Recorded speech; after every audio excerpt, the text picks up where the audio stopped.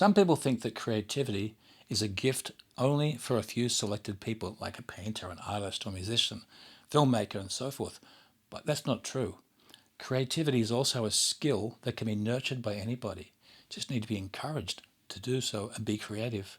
Like, my name is Chris Folson, and for the last 40 years, I've made my living in some sort of creative activity.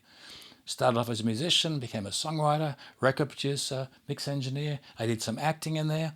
I became a sound designer, a composer. I even became a filmmaker and a film producer. Woohoo! And recently I've been dabbling in art. You can see my work up here on the YouTube banner, the channel.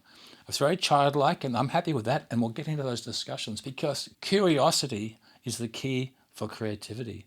It's when we're not curious, when we give up, we say, I'm just not. The amount of people that I hear, and they say to me, well, I'm not really creative. And I go, yeah, because somebody told you that.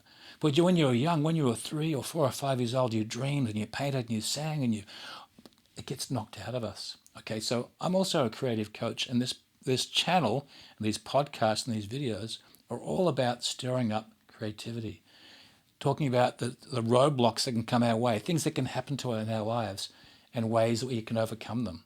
Because creativity is a bit like a muscle. And if you don't use your muscles, they atrophy. They get little, they get small.